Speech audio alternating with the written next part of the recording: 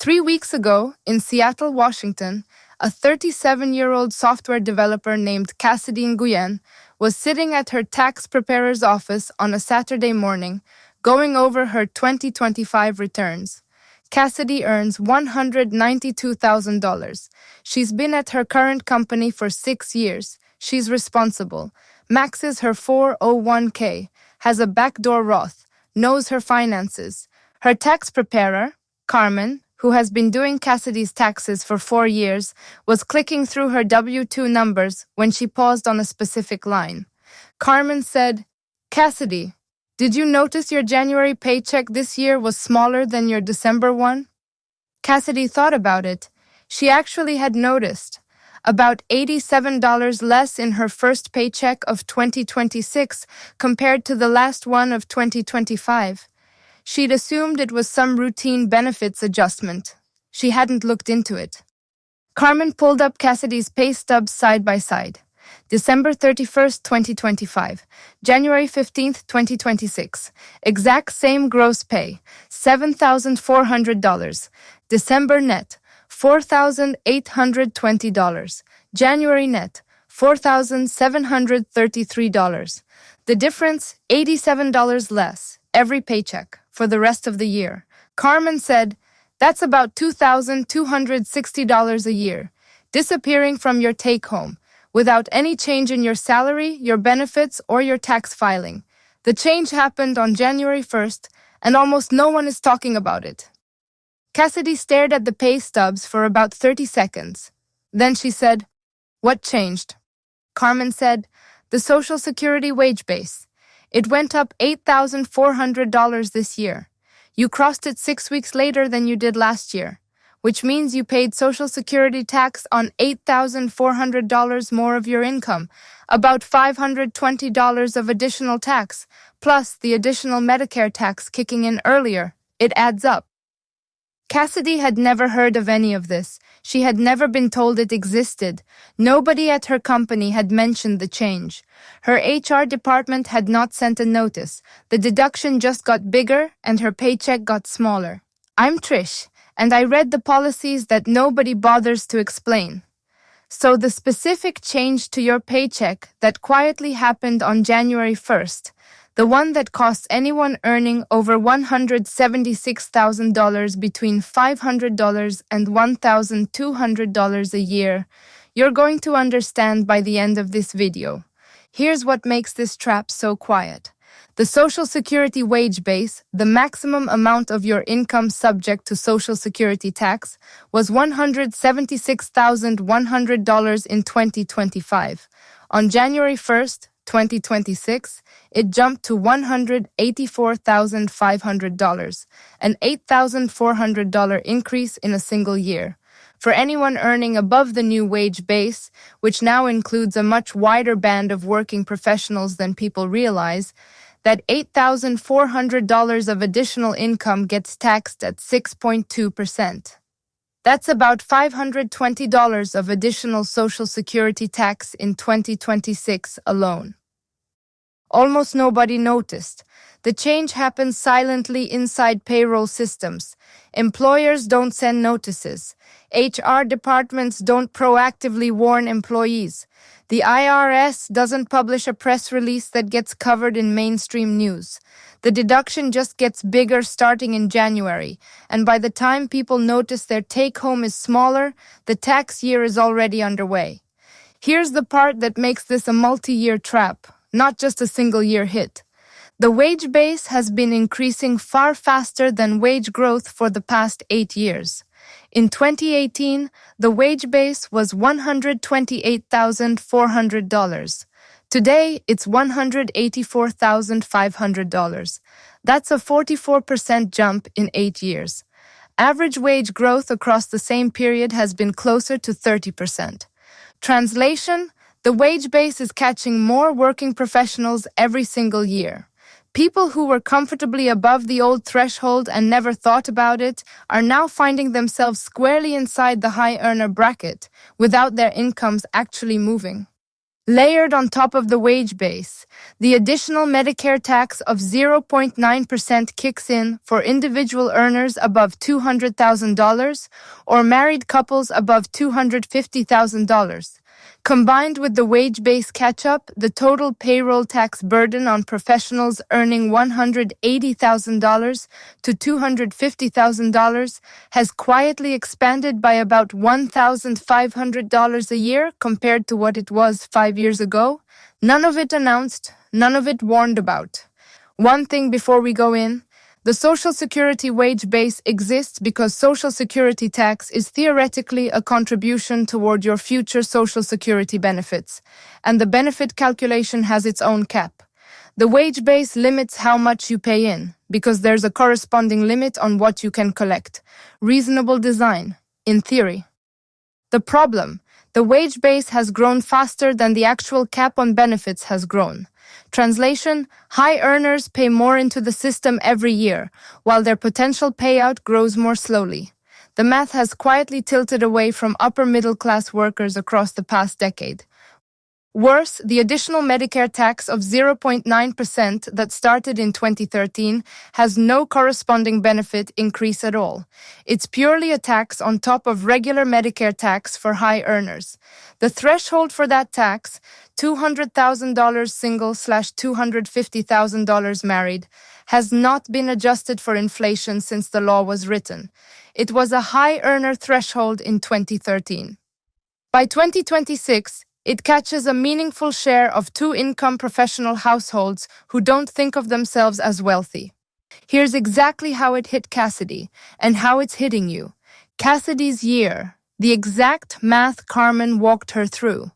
Carmen pulled out a calculator and walked Cassidy through her actual numbers. Not theoretical.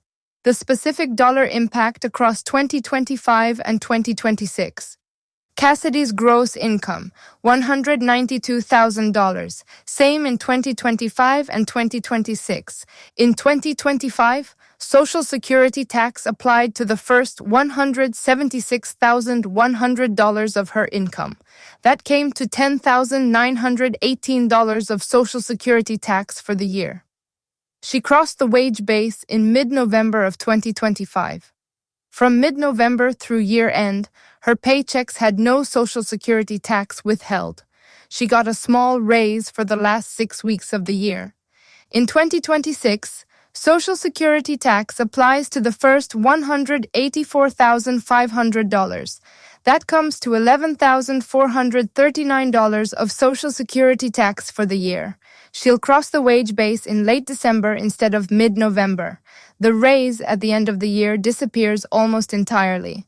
Difference in Social Security tax alone, $521 more in 2026. Then Carmen pointed at another line on the W-2. She said, "You're going to cross the additional Medicare tax threshold in October. About $200,000 of total wages including overtime. From October through December, you'll pay an extra 0.9% Medicare tax on wages above the threshold." Cassidy did the math. She earns about $7,400 every 2 weeks. She'll be over $200,000 by October 15th. From October 15th through December 31st, that's approximately $19,000 of additional wages subject to the 0.9%.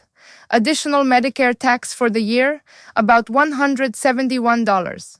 Combined extra tax for 2026 versus 2025, approximately $692.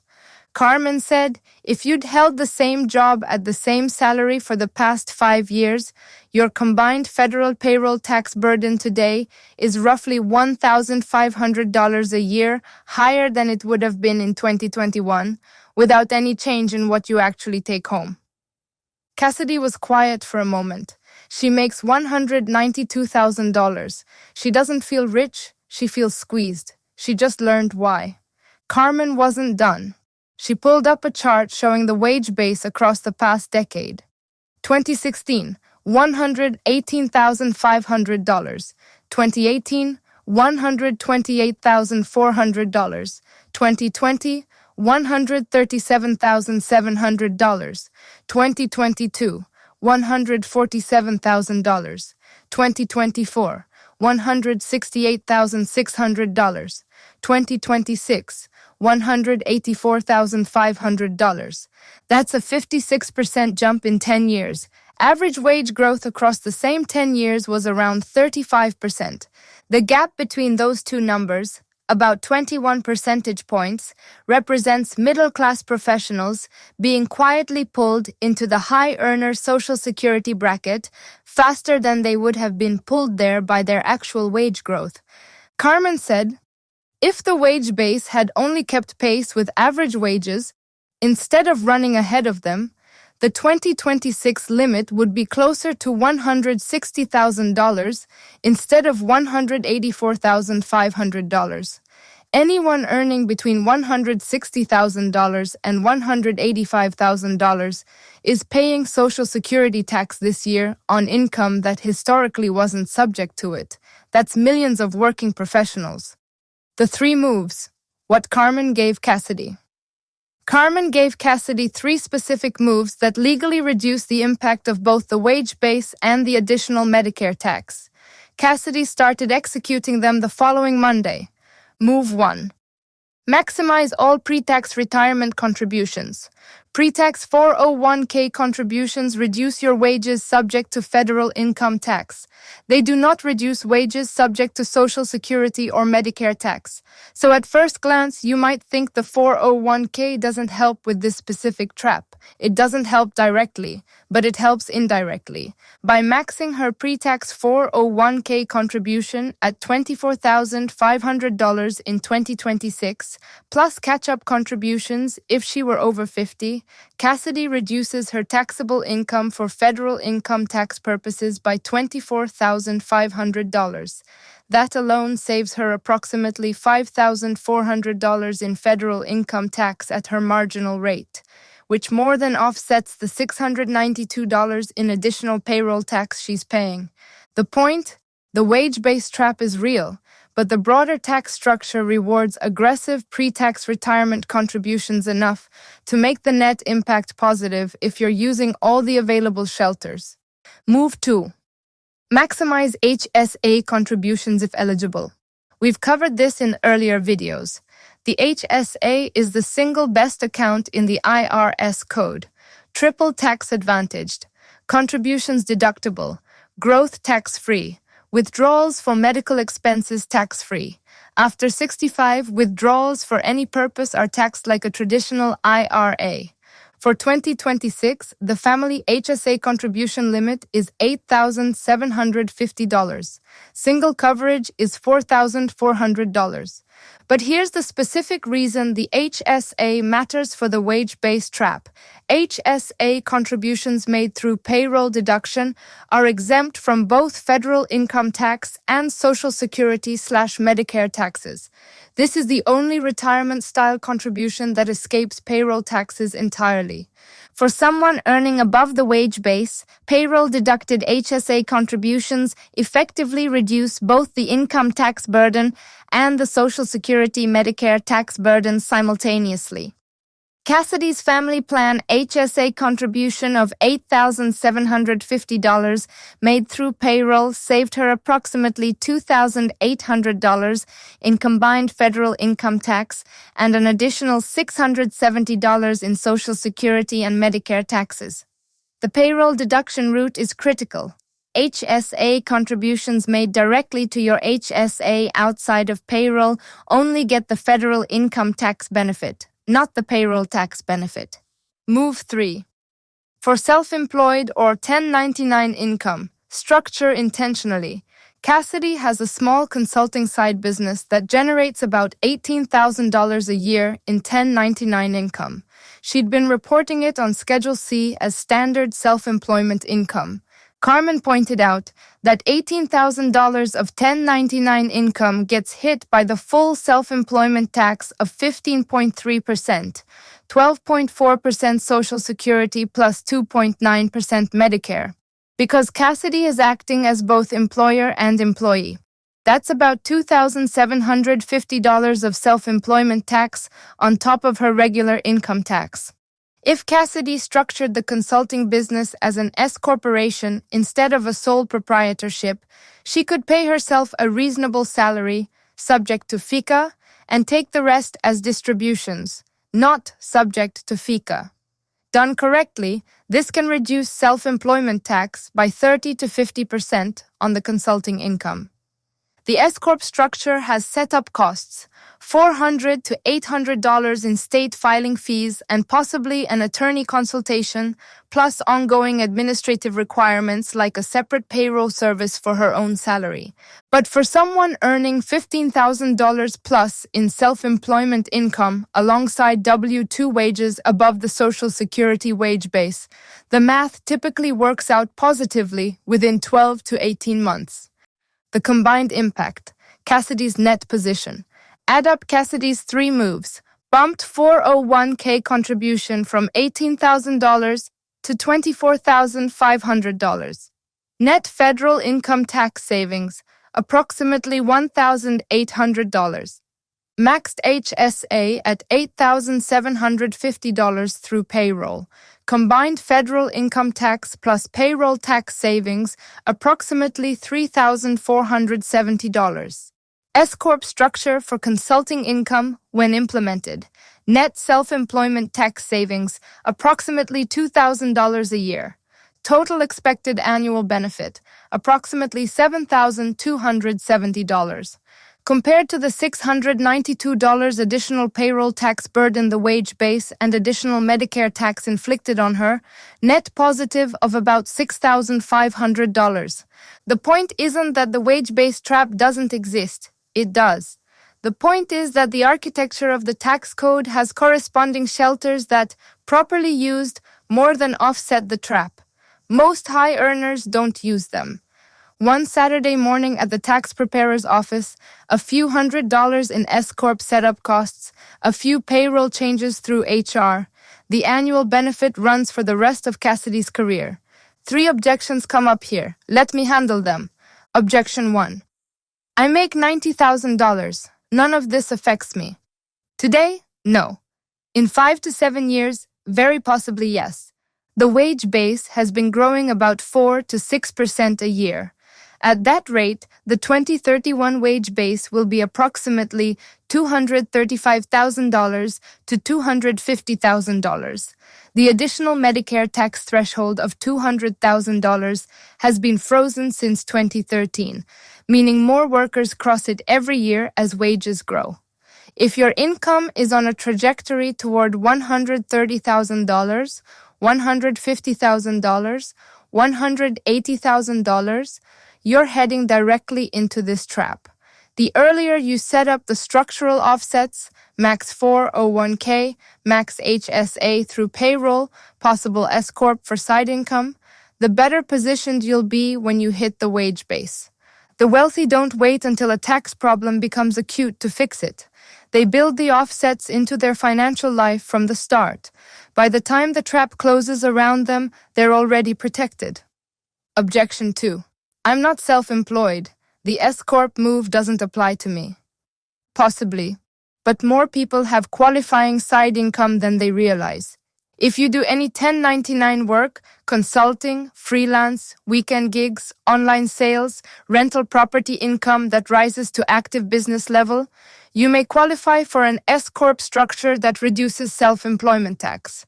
The threshold where the math typically works is around $15,000 to $20,000 of net 1099 income per year. Below that, the setup costs outweigh the savings. Above that, the structure typically pays for itself within a year. Even for purely W-2 employees, moves 1 and 2, maxing 401k and HSA through payroll, apply. Those are the highest impact moves for most high earners, regardless of side income. Objection 3. Can't I just stop earning above the wage base? Joke, but worth addressing seriously. The wage base is not a marginal cliff. Earning $1 more above $184,500 doesn't trigger anything bad. It just means you don't pay Social Security tax on that additional dollar, which is actually a tax benefit compared to wages below the cap. The trap isn't that earning more above the wage base hurts you. The trap is that the wage base catches more of your income inside the Social Security bracket every year, even if your wages don't grow. That's the silent expansion of the bracket, not a punishment for earning more. The right response is not to earn less. The right response is to capture the structural tax shelters that more than offset the bracket expansion. Action steps. 3 steps. This week, each one moves money out of the tax bracket and into your actual financial life. Step 1. Tonight, the pay stub comparison. Pull up your last paycheck of December 2025 and your first paycheck of 2026. Look at the line items. Compare federal income tax, Social Security tax, Medicare tax, and net pay. If your gross pay was the same, but your January net pay was lower, you crossed an annual reset. This shows you the dollar impact of the wage-based reset on your specific income. If you can't tell the difference at a glance, multiply the difference by 26. Typical pay periods in a year. That's your annual exposure. 10 minutes tonight. Step 2. This week, the 401k and HSA maximum check. Log into your 401k portal. Check your current contribution rate. If you're not contributing the full $24,500 for 2026, or $32,500 if you're 50 plus, or $35,750 if you're 60 to 63 with a super catch-up plan, increase your rate. Log into your benefits portal. If you have HSA eligible coverage, check whether your contribution is set to the full $8,750 family limit or $4,400 individual. If lower, raise it. Make sure the contribution is set up through payroll deduction, not direct deposit to the HSA. The payroll route is the only way to get the Social Security and Medicare tax benefit. These 2 changes typically take 15 minutes total through HR portals. Annual benefit for high earners, $5,000 to $8,000 in combined tax savings. Step 3. This month, the side income evaluation. If you have any 1099 income, even modest, calculate the annual amount. If it's above $15,000 a year and growing, talk to a CPA about whether an S-Corp structure makes sense. A 30-minute consultation typically costs $150 to $250 and clarifies whether the move is worth pursuing for your specific situation. If you've never thought of your side income as a business, this conversation may unlock several $1,000s of annual tax savings you've been quietly missing. 3 steps: the pay stub comparison, the contribution maxing, the side income evaluation. If this video helped you, or if you've ever looked at a paycheck and wondered why it shrunk without anyone telling you, do me one favor. Hit the subscribe button. New video on this channel every single day. Each one is a specific move that puts real money back in your pocket. Same way this one just did. And here's what's coming tomorrow that almost nobody warns you about. There is a specific question your bank asks you when you open an account, or update your information for a refinance, a credit card application, or a mortgage modification. It's an innocent-seeming question. Most people answer it without thinking. The question is, what's your annual income? The answer goes into a database. That database gets used in ways most account holders never realize. To set your credit limits, to target marketing offers, to adjust the fees you're charged, to determine which products you're shown and which products you're hidden from, to inform the bank's risk model when you ask for a loan. Tomorrow I walk you through what banks actually do with your stated income, why telling them more than you have to almost always works against you, and the specific way to handle the income question across every banking interaction so you stop quietly costing yourself money. If you have a checking account, savings account, credit card, or any banking relationship, tomorrow's video is mandatory. I'm Trish. Talk to you then.